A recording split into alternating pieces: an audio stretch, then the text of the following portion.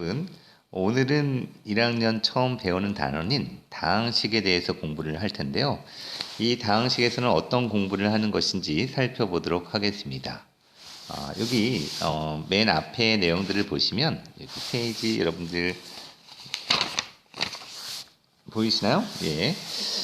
이 페이지에 보면은 이제 가장 먼저 다항식의 다칙 연산을 할 수가 있다라고 이제 하죠. 예, 바로 이제 다항식을 연산하는 방법에 대해서 공부를 할 것입니다. 이 정도. 다항식의 다칙 연산이라고 하는 것들은 여러 가지 미지수라든지 변수라든지 이런 것들을 포함하는 식들의 덧셈, 뺄셈, 곱셈, 나눗셈이라고 하는 것들을 할 수 있다라고 하는 것을 얘기하는 것입니다. 예, 이거 다칙 연산. 두 번째는 어떤 것들을 하는 것이냐면 이런 연산을 바탕으로 해서 항등식의 성질을 알아본다라고 하는 것이네요. 이것도 중학교 때 배웠을 텐데 항등식이라고 하는 것들은 말 그대로 어떤 것인가요? 어떠한 변수에 상관없이 x값과 상관없이 항상 일정하게 등식이 성립한다라고 하는 식이죠. 그러한 식들의 성질을 이해함으로써 미지수를 구하는데 아주 유용할 수 있다라고 하는 것이네요. 세 번째로는 나머지 정리라고 하는 것입니다. 나머지 정리. 나머지 정리라고 하는 것, 어떠한 식을 나누는 식이 있을 때 목과 나머지는 어떻게 될까라고 하는 것인데 그 중에서도 고등학교에서는 나머지는 얼마일까? 나머지가 얼마이기를 보통 사람들은 바랄까요? 예, 맞습니다. 여러분들이 보통은 나머지가 0이 되길 바라겠죠. 예, 0이 되는 것. 자, 그 다음에 이러한 세 가지를 이용해서 결국 우리가 하려고 하는 것들은 인수분해를 하는 것입니다. 인수분해. 자, 인수분해를 어떻게 할 수 있는지 한번 생각을 해보도록 하죠.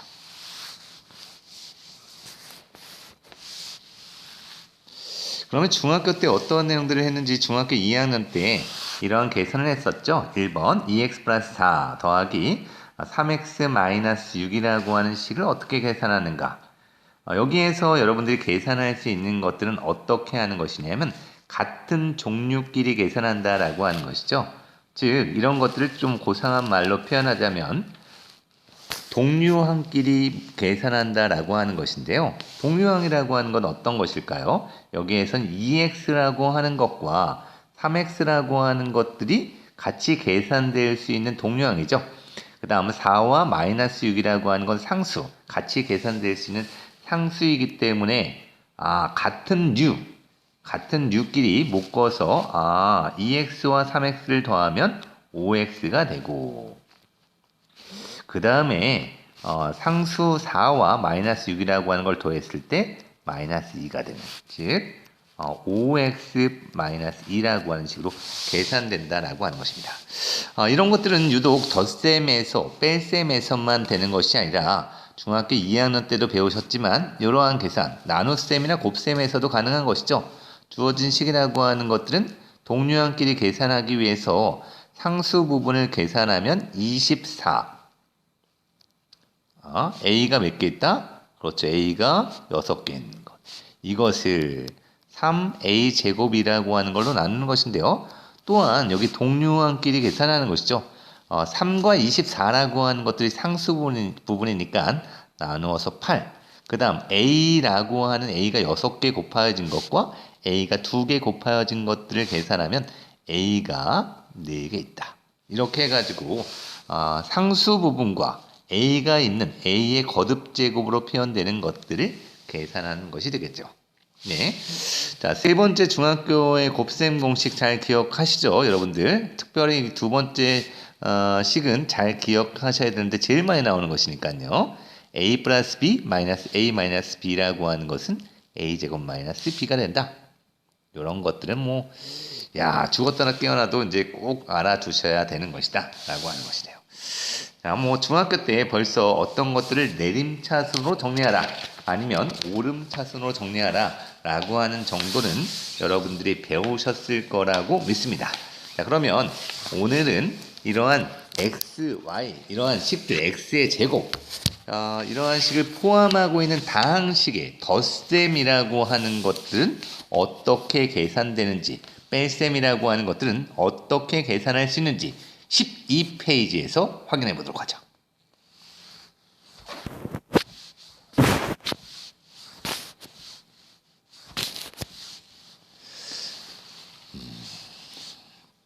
자, 12페이지로 가겠습니다. 11페이지의 내용 뭐 그냥 넘어가도록 하고요. 이제 12페이지에는 어떤 내용이 나오냐면 A라는 식이 나오는데요. 예, A라는 식은 x의 제곱 플러스 3x 마이너스 1이라고 하는 것과 B라고 하는 식은 2x의 제곱 플러스 5x 플러스 6이라고 하는 식이 있는데 이러한 식이라고 하는 것들 더하는 건 어떻게 되겠는가 라고 하는 것이네요. 더하는 것 그렇죠. 그렇다면 A라고 하는 것들 그대로 놓고 B라고 하는 것들을 놓았을 때 어떻게 계산을 한다? 이러한 다항식에서는 동류항끼리 계산하기 때문에 x제곱은 x제곱끼리, 그렇죠. x는 x끼리, 그 다음에 상수는 상수끼리 계산을 한다. 그래서 x제곱이 몇 개 있다? 3개 있습니다. 3개. 3개. 그 다음에 x는 몇 개 있나요? 3개의 x와 5개의 x를 더하니까 8개의 x가 있겠죠? 상수항 더하니까 5여서 3개의 x의 제곱 플러스 8개의 x 플러스 5라고 하는 식이 되어 있는데요. 뭐 계산에 따라서 이를 세로 쓰기를 하는 사람도 좋아 있습니다. 이렇게 하면은 틀리거나 실수할 일이 없다라고 하는 것에서 이런 계산도 하는데 우리가 뭐 이렇게까지 복잡하게 하는 일은 없으니까요. 여기에서 동류항끼리 계산하는 것 연습을 해보시면 좋을 것 같네요. 그러면 개념 확인하기 문제 살펴볼까요?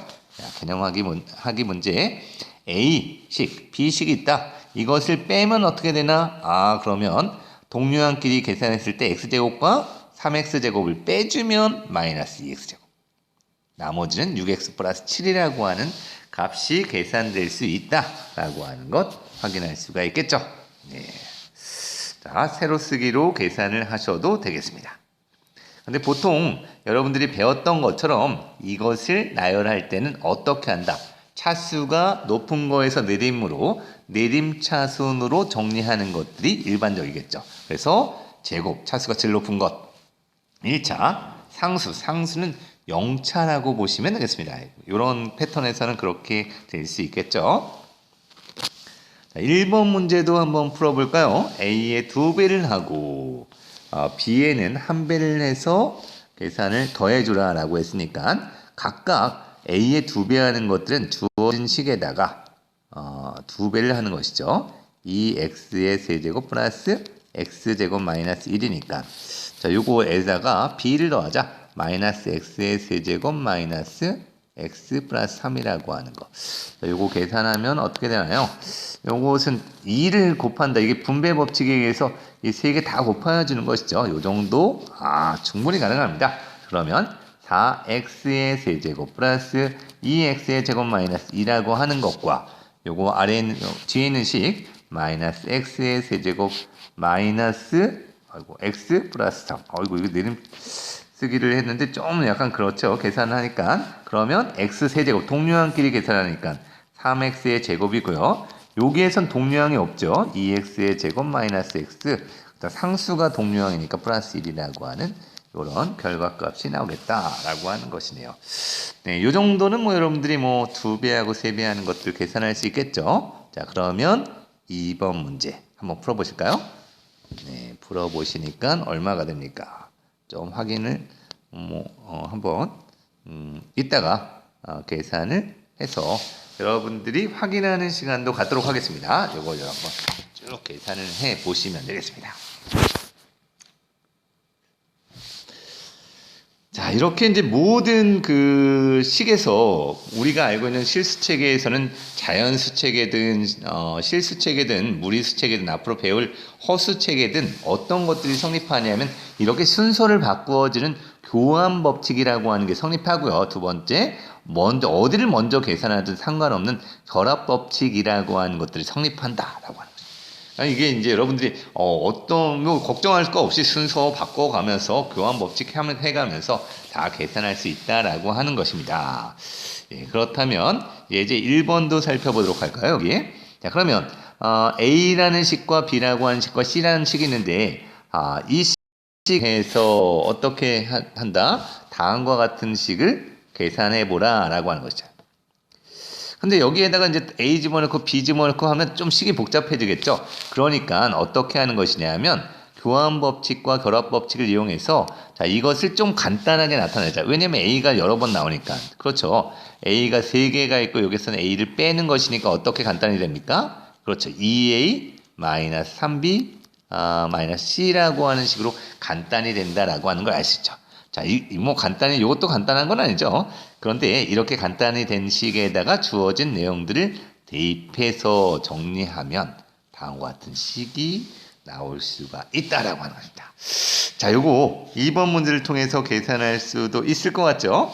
네. 한번 여러분들이 진지하게 고민하면서 뭐 지금 앞의 내용들은 그렇게 복잡한 게 아니니까 쉽다라고 생각하시면서 풀어주시면 되겠습니다. 2번, 3번도 한번 깊이 있게 고민을 하면서 문제를 풀어주시죠. 조금 있다가 답을 확인하는 시간을 갖도록 하겠습니다.